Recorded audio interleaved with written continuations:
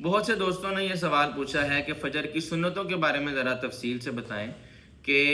جس وقت نماز کھڑی ہو چکی ہو، جماعت کھڑی ہو چکی ہو، تو کیا اس وقت فجر کی سنتیں پڑھنا درست ہے یا نہیں درست، اور اس کا کیا طریقہ کار ہے، اس پر تھوڑی سی بات کریں گے۔ دیکھیں، حدیث ہے اذا اقیمت الصلاۃ فلا صلاۃ الا المکتوبہ، کہ جب جماعت کھڑی ہو جائے اس وقت فرض نماز کے علاوہ کوئی بھی نماز پڑھنا درست نہیں ہے۔ یہ حدیث بالکل صحیح ہے،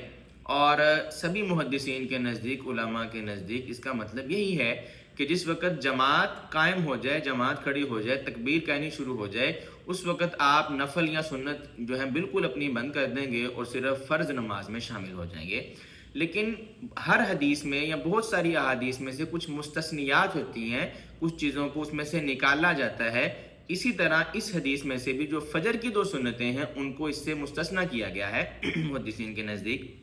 جیسا کہ بہت ساری احادیث میں ہوتا ہے۔ نبی کریم صلی اللہ علیہ وآلہ وسلم کے ارشاد کا مفہوم ہے کہ فجر کی 2 سنتیں پڑھو اگرچہ گھوڑے تمہیں ہانک رہے ہوں۔ اسی طرح فجر کی 2 سنتیں ہیں، فرمایا کہ جو فجر کی 2 سنتیں پڑھنے والا شخص ہے وہ ایسے ہے جیسے اس کو دنیا وما فیہا، دنیا اور دنیا میں جو کچھ بھی ہے سب سے زیادہ اس کو دے دیا گیا، یہ سب سے زیادہ امیر بندہ ہے۔ تو ان کی فضیلت بہت زیادہ ہے۔ ان کی اس فضیلت کی بنا پر ہی بہت سے علماء نے فجر کی جو 2 سنتیں ہیں ان کو سنت نہیں بلکہ واجب کا درجہ دیا ہے، سنت موقدہ سے زیادہ اور فرض سے تھوڑا کم۔ تو ان کا اس درجے کے زیادہ ہونے کی وجہ سے علماء نے اس حدیث سے ان 2 سنتوں کو مستثنی کیا ہے کہ یہ 2 سنتیں اگر آپ کو یہ یقین ہو کہ میں آخری 1 رکعت جماعت کے ساتھ پا لوں گا، یعنی اگر آپ کو یقین ہے کہ میری دونوں رکعتیں نکل جائیں گی، پھر نہیں، اگر آپ کو یہ یقین ہے کہ میری 1 رکعت مجھے مل سکتی ہے اگر میں سنتیں پڑھ لوں، تو آپ کے لیے یہ درست اور جائز ہے کہ آپ سنتیں پڑھ لیں، کیونکہ اگر آپ نہیں پڑھیں گے تو نماز کے بعد تو آپ پڑھ نہیں سکتے، پھر آپ کو پڑھنی پڑیں گی سورج کے طلوع ہونے کے بعد، تو یہ آپ کی 2 سنتیں قضا ہو جائیں گی۔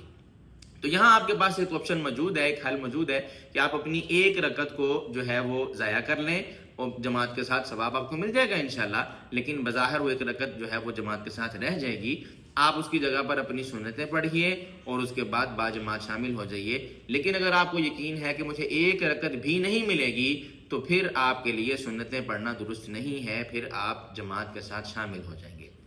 دوسری چیز یہاں پر غور کرنے والی یہ ہے کہ بہت سارے لوگوں کو ہم نے دیکھا سمجھتے نہیں ہیں، جس حال میں جس جگہ پر جماعت ہو رہی ہو اس جگہ پر اس جماعت کو چھوڑ کے یہ سنتیں پڑھنا بالکل درست نہیں ہے، بلکہ کوئی الگ کمرہ ہو، کوئی الگ جگہ ہو یا صحن ہو یا برآمدہ ہو کہ جہاں جماعت نہیں ہو رہی اس کمرے سے ہٹ کے ہے، تو وہاں پر آپ یہ سنتیں پڑھیں گے، ورنہ جس جگہ جماعت ہو رہی ہو وہاں پر یہ سنتیں پڑھنا درست نہیں ہے۔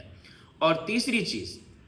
جس جگہ پر فتنہ اور فساد کا اندیشہ ہو، کہ جہاں پر آپ کو پتہ ہو کہ میری ان 2 سنتوں کے پڑھنے سے لوگ جو ہیں ان کے ذہنوں میں خرابی آئے گی، لوگ مجھ پر اعتراض کریں گے یا میں کسی پر اعتراض کروں گا، یا ایک مسجد میں جو ہے وہ لڑائی جھگڑے والا ماحول بنے گا، تو وہاں پر بھی فتنہ اور فساد سے بچنے کے لیے ان 2 سنتوں کو چھوڑ دینا چاہیے اور جماعت میں شامل ہو جانا چاہیے۔ یہ سارا معنی مفہوم فقہ حنفی کے مطابق ہے، ہم جو کہ فقہ حنفی کو فالو کرتے ہیں تو اس کے حساب سے مسئلہ بتا رہے ہیں۔ باقی اگر کوئی بھائی، کوئی ساتھی اگر فقہ حنفی کو فالو نہیں کرتا تو وہ جس فقہ کو فالو کرتا ہے کہ جس طرح بعض اہل حدیث حضرات ہوتے ہیں تو وہ اپنے حساب سے چلیں، ان کے لیے وہی مسئلہ درست ہوگا۔ جو ہمارے نزدیک ہے فقہ حنفی کے نزدیک وہ میں نے عرض کر دیا۔ جزاکم اللہ خیرا۔